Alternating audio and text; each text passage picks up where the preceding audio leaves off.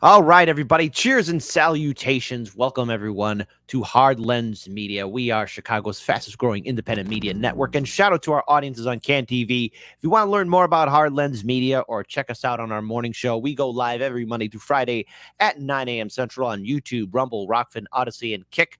That's right, folks. Our channels are growing, and it's because of you, our viewers and subscribers. And today, we got ourselves a fun interview. For this whole week, we've been interviewing third-party candidates, especially from the great state of New Jersey, because there seems to be a green tidal wave hitting New Jersey. The Green Party in that area is organizing and getting many people to run for all the congressional districts in that state. And now more than ever, Americans are identifying themselves as independents, be it green, libertarian, non-affiliate. The two-party system is losing control. And joining us here, first time on the show, running for the 10th congressional district in New Jersey, of course. Whatever happens there happens. Shout out to John Serrano. Thank you so much for joining us here at Hard Lens Media. We've been interviewing your colleagues, so please tell us a little bit about yourself and why you chose to run in the Green Party, especially for this election cycle when already we're seeing all these massive attacks by corporate media and the two-party system against third parties. Right. Well, first of all, Kit, thank you so much for having me on here. It's such an honor to be on a show like yours. So my name is John Serrano. I'm running for the 10th Congressional District of New Jersey. I decided to run very what I felt as though was last minute. I had been going through some things and I was like, it's about time that I run for office. I went to Montclair State University as well as Bergen Community College, studying political science at both colleges. And I realized more and more as time went by and I watched our democracy crumble slowly but surely since 2016 and then 2020. I watched that decline like everyone else did. I felt that the declination of our country and us failing as a country. And I said, I'm not going to sit back anymore. I am going to take a stand and I'm going to go ahead and run for office. Like, what do I have to lose? And so I'm 24 years old right now. I will be 25 by the time of me being sworn in, which would make me the youngest person in history to ever be in Congress, which is 25 years and 0 days, which will be the exact, record, I guess. And I'm also a part of the LGBTQ community. I identify as gay. I'm also Hispanic, so I represent the Hispanic community as well. I am bilingual in Spanish, which is definitely a plus because my district consists of parts of Essex County, Hudson County, and Union County, which are predominantly Hispanic and African American populations that I have a relation to. In my district, we actually just experienced the loss of the incumbent Donald Payne Jr. So they are currently holding a special election in my district to fill that seat up until the election in November, which I'm not able to take part in because, I won't be old enough to fill a seat. However, I hope that can give us some traction. We do have a Republican who is running against me, Carmen Bucco, at the moment. So, we're just working on keeping an eye on everything and waiting to see who the Democrats are going to announce as the candidate to run in the special election. As for my policies and stuff, they align very much with the Green Party. It all started really on TikTok, of all places, where I had announced my candidacy as a Democrat originally. And then I switched to an independent, back to a Democrat, an independent. And then someone from the Green Party actually reached out to me. They had seen my post. And the next thing you know, I was I was just on the green train. And like you had said in the intro, there's this like green tidal wave that's going on. And once I started educating myself more, because I was already aware of the Green Party, I was already aware of who Jill Stein was. I was already aware that it was, to me, one of the biggest national third parties. At least in my own opinion, that's how I felt. So I was a little starstruck to find out that they wanted me to run with them. And I was so ecstatic. So immediately I jumped on the opportunity and I have a beautiful team now. I work amazingly with every single candidate that is running in New Jersey. We all have such a major agreement that we want to change this country, not just this country, our districts and everything. And we align with peace, ecology, social justice, democracy. We stick to that, and we mean it. We are so unapologetic about it. We want the change. We want to end the duopoly that is going on in the United States. So then, for my viewers and subscribers, enlighten us a little bit about the situation in 10th Congressional District. Now, you already explained that there's going to be a special election. The current incumbent is resigning. The Republicans already have a nominee. And then you said that there's going to be a Democratic runoff. So explain to us what you will be facing off against, and what was the overall legacy of the current incumbent and his communication with the constituents of the 10th Congressional District. Give us a little bit of history and background of that area. Right. So 100%. So Donald Payne Jr., he actually unfortunately passed away. I believe it was 2 weeks ago now, 3 weeks ago. And we were completely not expecting it. He was in a coma for, I believe it was 2 weeks, up to almost 2 weeks. It was 11 days and 2 weeks. And we had hoped that he was going to come out of it and that we would be able to have a fair and just, campaign and, a little bit of a competition. I was hoping to be able to host a town hall because even his father was the congressional district representative for the 10th Congressional District before Donald Payne Jr. And, there are people who will say that they left their marks on the 10th Congressional District, and there will be people who say that they did not. They definitely strived and did their absolute best for equality, for affordable housing, and also, mental health and equality. And those are the things that I really knew about Donald Payne Jr. Growing up, I grew up in the 9th District under Bill Pascrell, which, someone you interviewed, Ben Taylor, who was running in the 9th Congressional District, he's running against.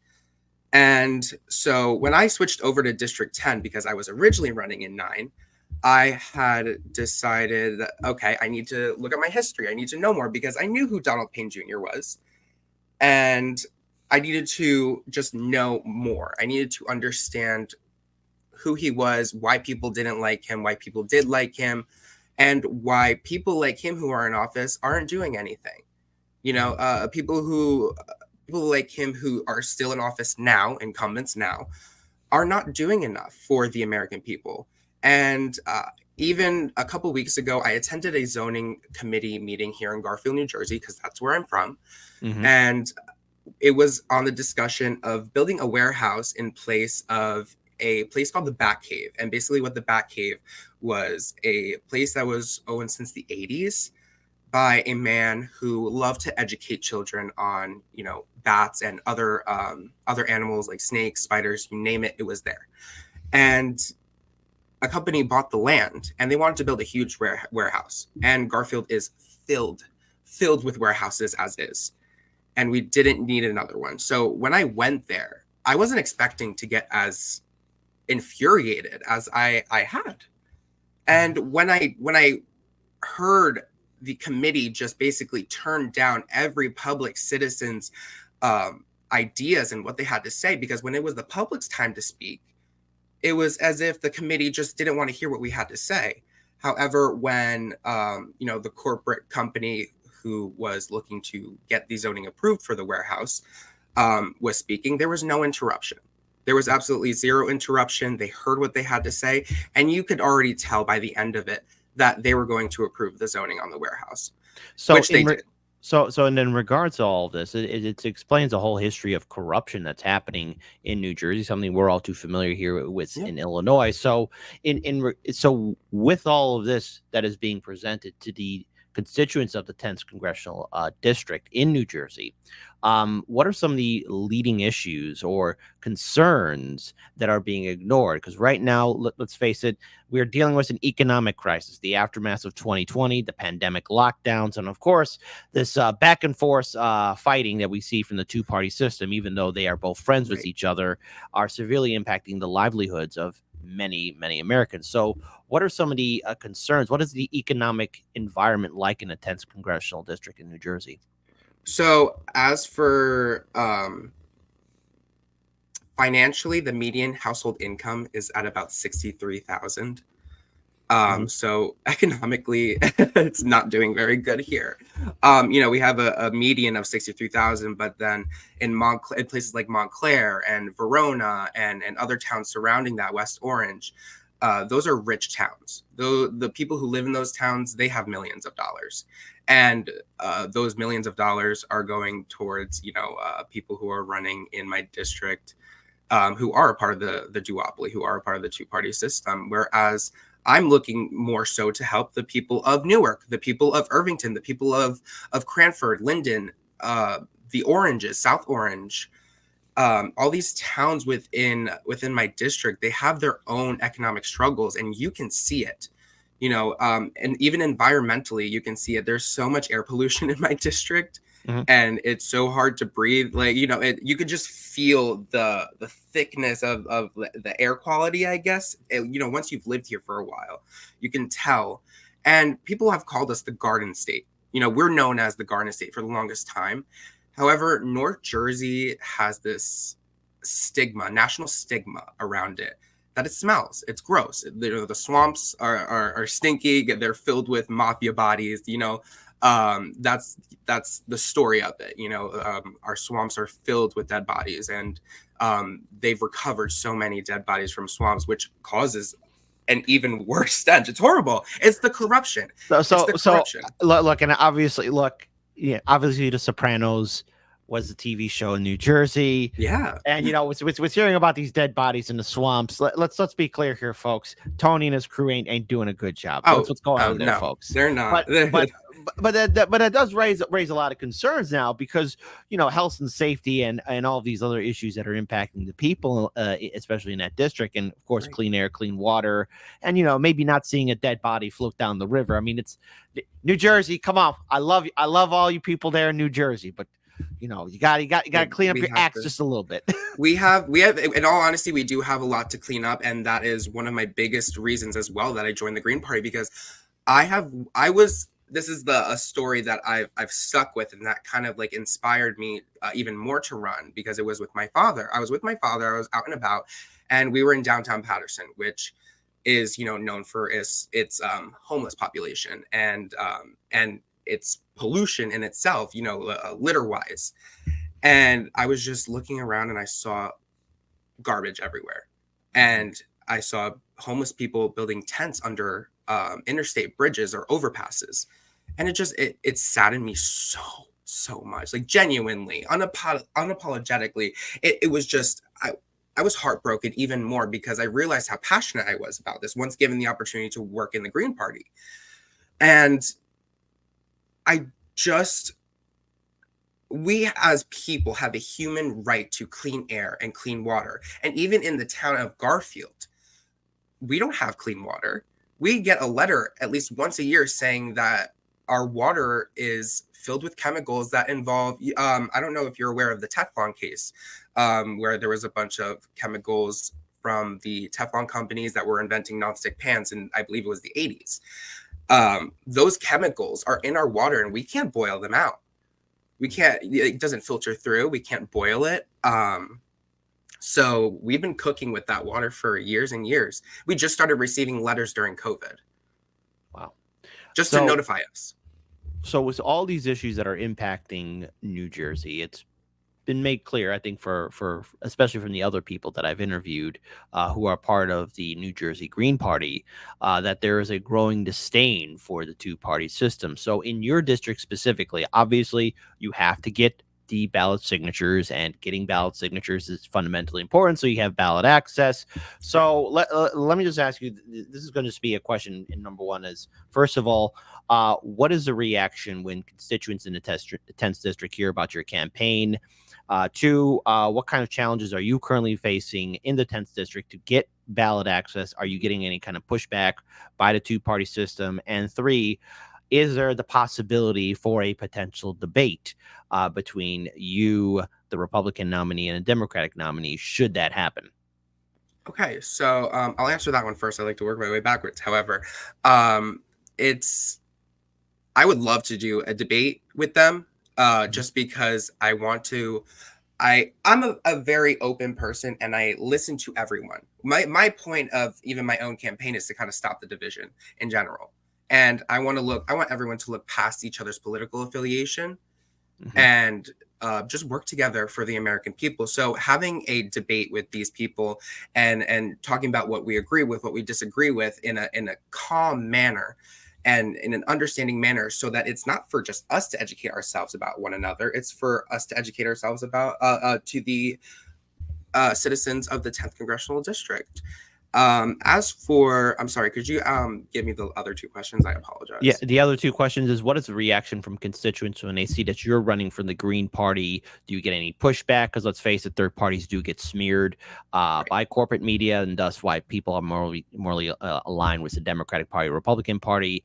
And then the second one was, have you been getting any pushback from getting on the ballot? Because here in Illinois, the Illinois Greens and Libertarians each have to face a monumental task of getting ballot access. And I just want to know for your district specifically, have you been getting any challenges or pushback by, election officials in New Jersey because Right. they don't like a Green Party or other independent candidate there on the ballot? They do not. They do not. And I have surprisingly not received any pushback from any Democrats or Republicans yet. I say yet because I'm just getting myself out there.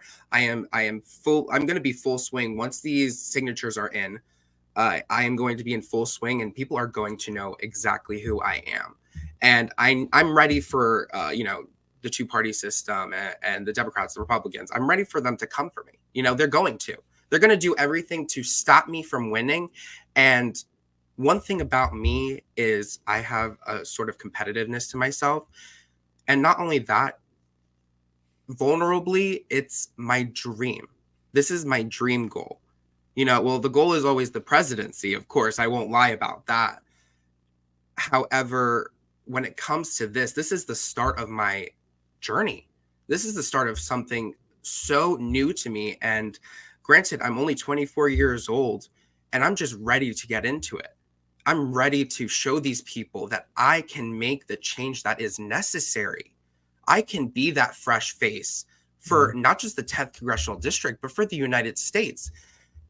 And I need people to see that in me. I am such a vulnerable and emotional and sensible person, and I don't have a facade. I don't have a face like half of these politicians out here who act like they care, and they really don't. Mhm. I So, care. in regards to this, what are some of the things that you're hoping that the New Jersey Green Party can achieve from this? Because, as we all know, a lot of Americans, while they are identifying themselves in independence, many people Right. are burnt out by electoral politics. So, we're seeing something unique happen in New Jersey, and I've seen this only in comparison with the Illinois Libertarian Party in 2022, where they were able to get a lot of their candidates on the Right. ballot. What are some of the goals that you're at least hoping to achieve? Because it's one thing to win the office. It's another thing Yeah. altogether to maybe build a movement, which is Yeah. probably the most likely scenario. As much as I would like to see all the Green Party and Libertarian candidates and independents win, it's it's easier said It's than gonna done. take time. It's It's gonna very take time. idealistic. So what happens the day after this election cycle for the Green Party of New Jersey? And I say this as a pushback and as my fair share of criticism towards the third party, especially Greens, because Mhm. in Illinois and to some extent in Indiana, I saw the Green Party in both those states talk a big game and then Right. fizzle away. What's the goal for the New Jersey Green Party going forward after election night? Because there is a possibility you guys do win, but then there is the idea of, okay, you secured enough votes, you might Right. be recognized. What happens the day after? I'm not gonna stop. Personally, I was recently elected as a co-chair for the Green Party of New Jersey as well. And with that ability, to help aid the Green Party of New Jersey, I'm not going to stop. Regardless of whether I win or lose, I'm not going to stop until every single person hears us and knows about us, and we are a household name, if that Mhm. makes sense. I also did want to circle back to, petitioners and like when I'm going out and getting signatures. Mm-hmm. In regards to that, I haven't received any major pushback. You know, I usually get like a yes or a no or tell me more. You know, that's the usual. I haven't had anyone be rude to me. Everyone's so kind because I'm a genuine person. I go up to someone and I'm like, "Hi, how are you?" You know, I'm a friendly person. I have always been known to have that open personality. I like to say it. In high school, I was voted to be student body president. And that was something that was so big for me because people saw what I could do and what I was capable of and my care for change in our high school. And it feels like yesterday because it probably was yesterday. But yeah. Okay. Well, here's the thing. I do wish you all the best for your campaign, and especially for all the other Green Party candidates that are going to go forward and, secure at least get ballot access so that the voters in New Jersey can vote for third-party candidates. But afterwards, what I do want to know, especially now that you guys are at least getting every single candidate out there on the ballot, or is it at running for the congressional district? What are some of your at least ideas, or at least the concept of trying to encourage other people to run as independents and third-party candidates? Because we're seeing the media smear third parties, independents. They're being called spoilers. They're being called disruptors. And if you vote green or libertarian or independent, you're helping You're out. you're wasting your vote. Yeah.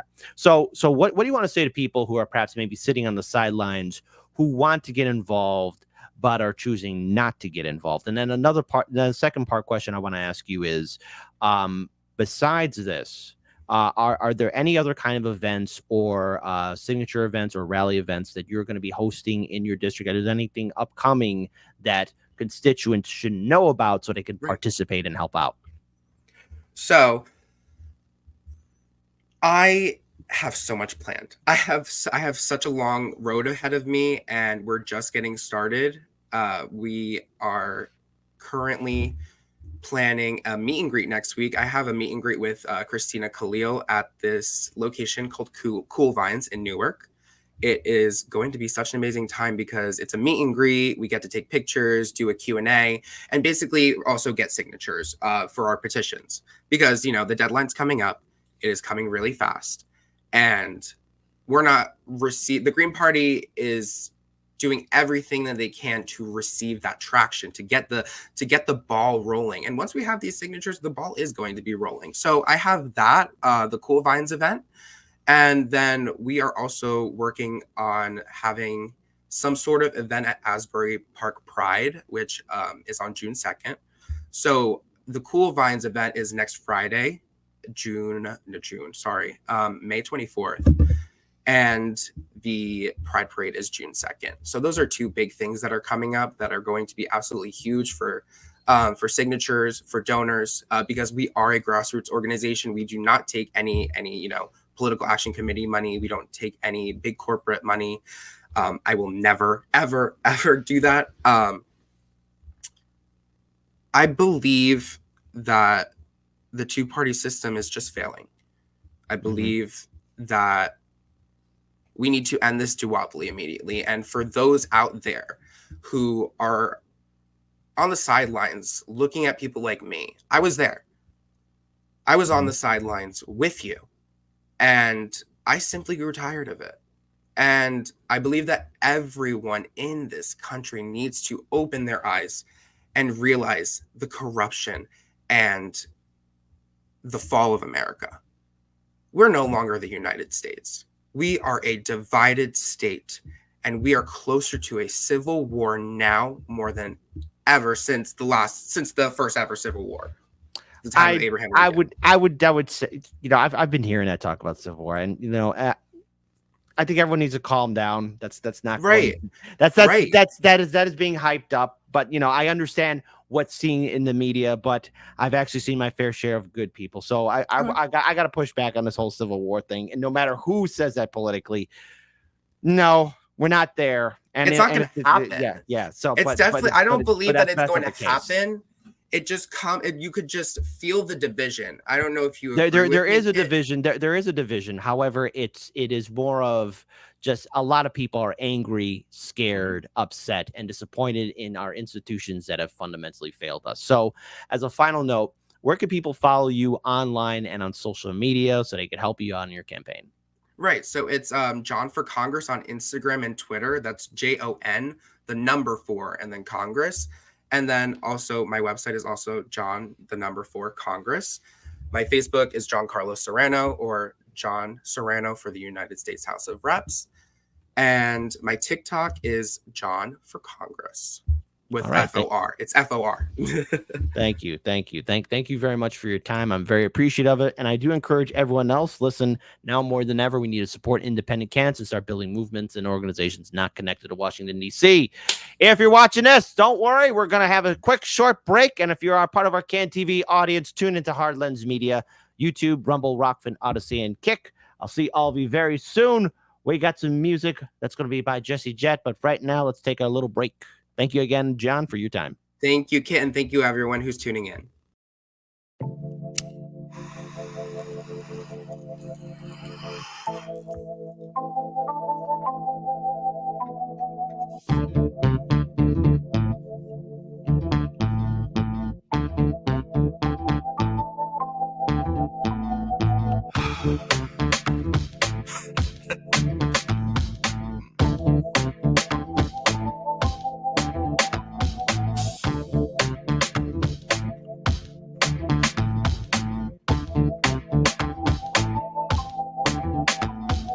Land of the free, and you'll know us by the trail of dead. It's just one more world war to complete the set. When you live by the pike, you die by the pith. You die wide-eyed, still pleading the fifth, or crying divine epithets and pathetic attempts at defense. All empathetic for those on your side of the fence. Well, I'll gladly put you and your legacy into an alternate tense of faltering senses and altered events. Like hunted ain't a hearse, it's a reaper's stretch. How sweet, she said. Bunch of hordes in the street like it's Evil Dead. Where the thin blue line meets razor's edge. And where the corporate ladder ascends to a steel-toed boot that awaits on the ledge. You'll be licking it fresh at your boss's request till it stomps each finger and watches you fall to your death. And drown in an ocean of debt. Gone with the fodder who gathered to honor the patient left, who purity tested themselves into sections, step by step, till the next election, when it's just one them and the sound of their well-read theorized breath. That's harm reduction for the lowly cost of you holding your nose and just openly buying the theft. Maybe that's all in the flick of the pen. Maybe we're all one unmarked van from a trip to the pen. Being guarded by pigs who exist on a diet of dying breaths of much worthier men. Honey, heaven's expecting you. Just don't get too hung up on who they let in. Just look up at the shine of the pearly gates. You don't need to worry if there's lead in the paint. You don't need to worry if there's lead in the water, lead in the milk, lead in the honey, lead in the caustic embrace of the Heavenly Father. Lead is the flavor of passive perpetual slaughter. Lead is the taste of us led to the ledge by the lure of the legend of expert consensus, and then beckon to stretch it just one step farther. And I hope all the folks who were boastfully gloating and toasting themselves as the heroes of COVID for boosting their boosters and doing their part are now equally thrilled to be starstruck martyrs. All laid in a government grave with anonymous markers, like you're back from the carvers and off to the splicer. You're the very first wave to be slain in the war against Pfizer. That 100 years war against Pfizer. They are thinning the crowd that is striking right now to bleed adequate pay from those inhuman misers, who all sit in their office and designate coffins to people regarded as nothing but profit for Kaiser. Still the Dems want you nicer. Dems want you softer. Dems want you kinder. Yeah, they all want you graciously starving in silence. You will speak when you're spoken to. Rest of the time, you and all of us peasants are merely depressing statistics neglected in Congress's binders. All bled, bone dry, then fed to the grinder. Our headstones line each step as reminders. That's a lesson in object permanence learned in the furnace by workers consigned to the fire. Workers bled, bone dry, then fed by the fed to the grinder.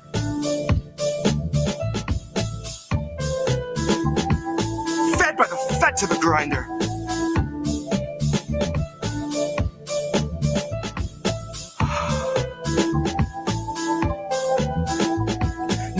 went straight to your head. Mind what you hide and your sighs unsaid, and your eyes turn blind to the signs unread. Flag bright red, so you let it in bed. You let it inside, you'll see that it's fed. Never you mind that it grinds your wealth into bread for itself, then it bleeds you dry, and it dines on the dead. Now the Fed went straight to your head. Mind what you hide and your sighs unsaid, and your eyes turn blind to the signs unread. Flag bright red, so you let it in bed. You let it inside, and you'll see that it's fed. Never you mind that it grinds your wealth into bread for itself, then it bleeds you dry, then it dines on the dead. And the Fed went straight to your head. Mind what you hide and your sighs unsaid, and your eyes turn blind to the signs unread. Flag bright red, so you let it in bed. You let it inside, you'll see that it's fed. Never you mind that it grinds your wealth into bread for itself, bleeds you dry, then dines on the dead. The Fed went straight to your head. Mind what you hide and your sighs unsaid, and your eyes turn blind to the signs unread. Flag bright red, so you let it in bed. You let it inside, and you'll see that it's fed. Never you mind that it grinds your wealth into bread for itself, then it bleeds you dry, then it dines on the dead. Here's where our leaders would see us all led. Here's where our leaders would see us all led. Here's where our leaders would see us all led. Here's where our leaders would see us all led. The Fed went straight to your head. Mind what you hide and your sighs unsaid, and your eyes turn blind to the signs unread. Flag bright red, so you let it in bed. You let it inside, and you'll see that it's fed. Never you mind that it grinds your wealth into bread for itself, then it bleeds you dry, then it dines on the dead. Fed went straight to your head. Mind what you hide and your sighs unsaid, and your eyes turn blind to the signs unread. Flag bright red, so you let it in bed. You let it inside, and you'll see that it's fed. Never you mind that it grinds your mind, that it grinds yourself, then it bleeds you dry, then it dines on the dead. Here's where our leaders would see us all led.